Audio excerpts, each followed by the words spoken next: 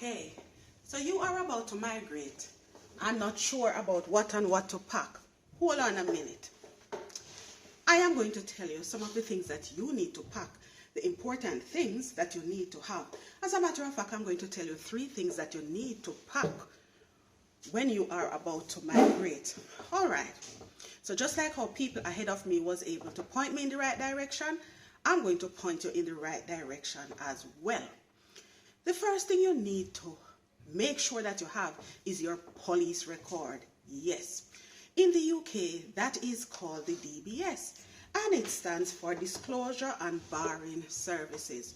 All right, so if you have ever had a reason to get out a police record in some countries, you know that it does not just happen. Much less if you're overseas and trying to get hold of it. It can take ages.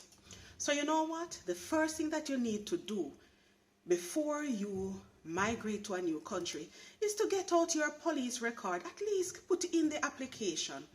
Because if you don't do that, it can take ages.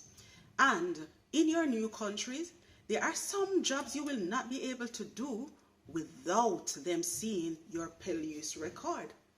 Okay? So make sure that you get your police record. Now, it doesn't mean that when you show a copy of your police record that your employer in the new country will not check. Yes, they will still check. But what it does is that it speeds up the process. Say, for example, if you have never taken out a police record in your country, then there is nothing on file, so it may take a bit longer. But if they have something to go off, then you know it will speed up the process. So get out your police record. Now, does that mean that every time that you need to get a job that they will have to send overseas to get your record? No, they are only doing that because they need to have a history of, what was happening. They need to start somewhere. So because you're new in the country, they would not have anything on file, about you. So once they have cleared off everything in your old country, then they can start afresh. They can now build up a record from when you are in the new country. So you know that the next time that they need, like someone asks for a police record, because there are some jobs, that you will not be able to work in until the police record, your DBS as it is called in the UK, is seen and it is clear. So once they get that first one, then whenever you need a police record, because other jobs will need to see one as well, depending on what kind of job you are doing. So if it is the care system, if you're working with the vulnerable children, finance and stuff, there are some jobs that they just need to see it and stuff. So yes, after you have done the first one, then a year after, when you're applying for a police record, DBS, then it will be applied for in your new country, because that's what they need to know. They already have your history and everything. So that's the first thing that you need to ensure that you have in place. At least put in the application. If it does not come through by the time you leave, at least your family members can collect it and send it to you by post. All right. Now, the second and third ones, I'm going to discuss them in one. So here we go. The second thing you need to get is your qualification. Did you know that not all qualifications are recognized in your new country? So you need to get your qualification. Make sure that you put your little certificate aside and stuff. And that is where number 3 comes in. Because not only do you need to put your qualification inside, you need to request a copy of your transcript from your university as well. Now, why is this necessary? Not all overseas qualifications are recognized. Did you know that? No. So you could have a bachelor's degree from one country and you come to your new country and you realize it don't worth anything. You still have to go study. All right. So that is where the transcript comes in.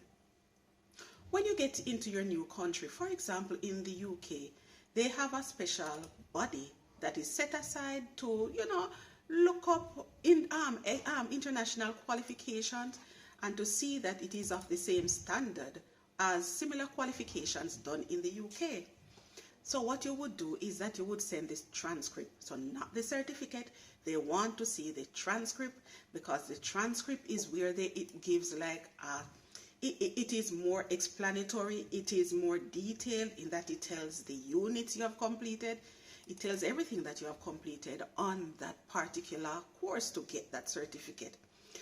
So when they go through it, if they deem that, you know, the qualification is of the same standard as if you had done it in the UK, then you are safe. What they do instead, and by the way, the body in the UK that does it is known as the UK NARIC. Now, how do I know about it? Yes, I've been through the system, and everything that I'm telling you is what I have had to go through. So what UK NARIC does, after they have seen your transcript and deem that your qualification is of the same standard, what they do is that they send you a letter. Now, what the letter does is that the letter outlines that your certificate, your qualification is of the same standard. You can also get a certificate to back that up as well, even better. So whenever you go elsewhere with your certificate, you no longer need to explain yourself.